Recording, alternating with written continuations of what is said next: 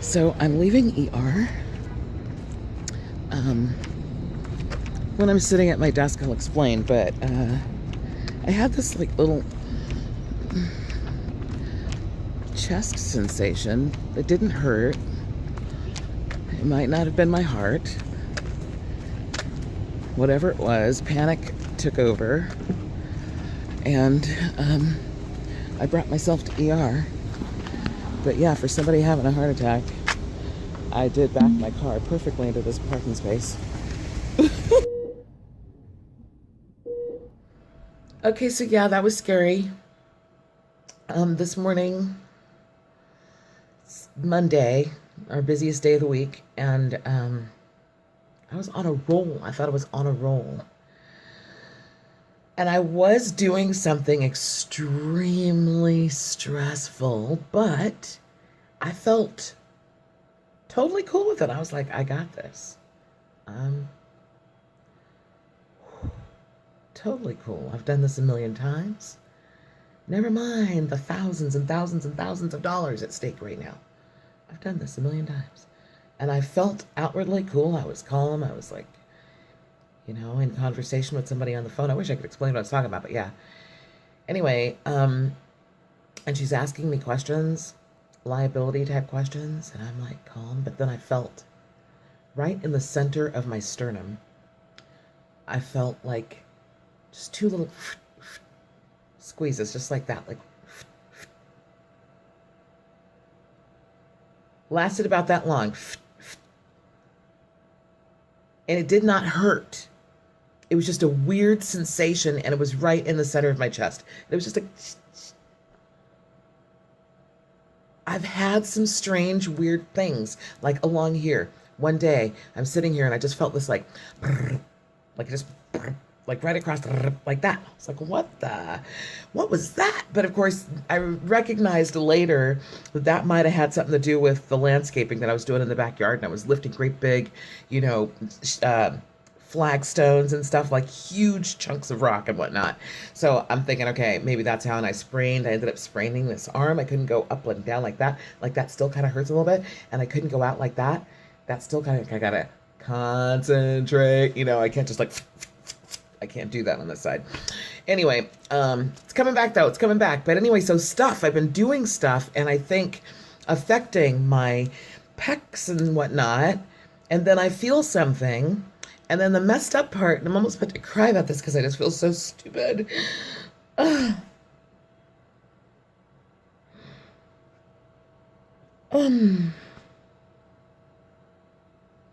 This is what I was like in the emergency room. I was like, oh my God. I just felt so embarrassed. So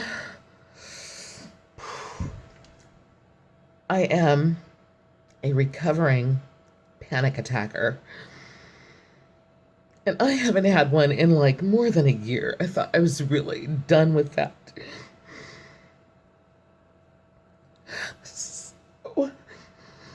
So I feel this thing.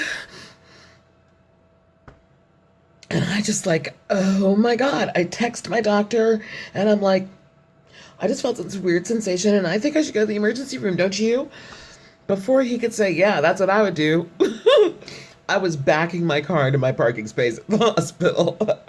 Yeah, real heart attack. Backed my car in perfectly. I accidentally shut my camera off right then, or I would have shown you how perfect. Okay, so I got it like that. Anyway, yeah, when he texted me back, I was already seated in, like, I have nothing but props for West Hills Hospital, Southern California. The emergency room rocks every single time I've been there, and unfortunately, panic attacks have taken me there about 3 times over the last few years. But I really thought I was done with them. I wrote about a bunch of them in my book, which, that's like a year and a half or so now out. And I really thought that I was done. But I guess not quite yet. Anyway, so yeah, as I'm getting there, and I realize as I'm backing my car into that parking space, I'm like, people who are having heart attacks don't do this. Okay, okay, okay. And so then I walk, and I'm perfectly fine walking, and I'm checking my Fitbit. No. I get into the front desk, and I'm like, I'm almost wanting to turn back because I feel fine. You know what I mean? And so then I say to the lady at the desk, and I'm like, I felt something in my chest, like just a little weird sensation. And so I thought I should come here. And so they immediately like spring into action. Somebody overheard me in the room over there, and they're like, cardiac or something. They said something along those lines. And then this lady right here is like, yeah.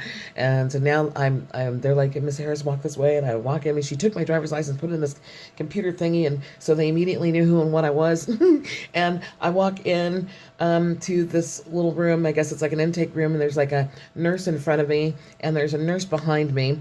And they're both getting information from me. And somebody's they are moving so fast, and a lady is right here, and she's got her EKG machine, and just all this stuff is happening. And I guess, I really was so grateful, for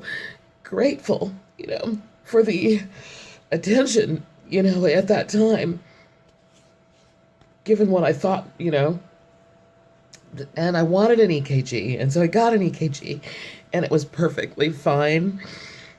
But I upset myself so much, like I was crying so hard I couldn't talk for a minute. Like they're like, it's okay, just take a deep breath. And I guess it's probably a natural reaction.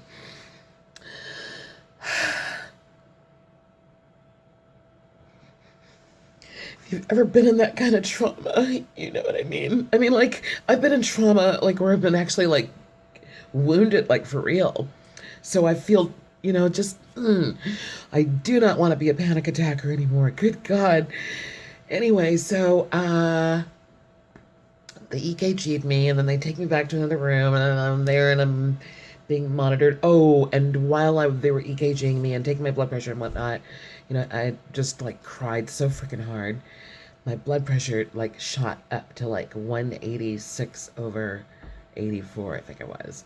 And normally it kind of hangs out nowadays around 115, 116 over, like, 72, 75. I'm, like, nice, low teenage blood pressure. So I looked over and I'm like, oh, that's wrong. Now I'm even more upset. So, anyway, they draw blood, because I guess your blood has a lot of clues in it with regard to how your heart's doing. And the doctor came in, and I told him that I just happened to have an appointment with a specialist in a couple of days. A cardiac specialist. This guy is supposed to be, like, amazing. Dr. Carlsberg in Beverly Hills. And so he does imaging, sees stuff that regular doctors can't see. And so, it's just kind of a preventative thing, look in there, see if there are any blockages, anything developing, anything like that. Because I'm not in my 30s anymore. I'm not even in my 40s anymore. I'll stop right there about this, okay? So, and the Carrie Fisher thing really freaked me out. I'm not going to lie. I think, that kind of like, whoa, really? What the hell? So, it felt good to get in my car and drive home. It felt good to decide that I was going to put 7,000 steps on my Fitbit today. I really enjoyed being able to tell the doctor in the emergency room, like, he's like, why do you think that it might have been? I said, well, I have factors. And I hated saying that I have factors. And he's like, well, what are those? And I'm like, I used to smoke cigarettes. And then there's the weight, I would like to not talk about the weight anymore, but what was really, really awesome was that he said to me, "You don't smoke anymore." And I said, "No, I don't." And he goes, "Well,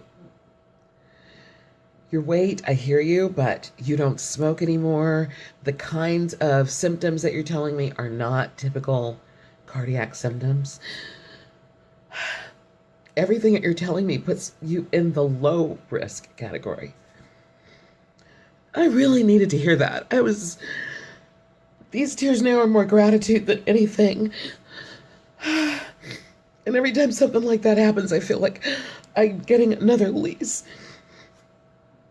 So,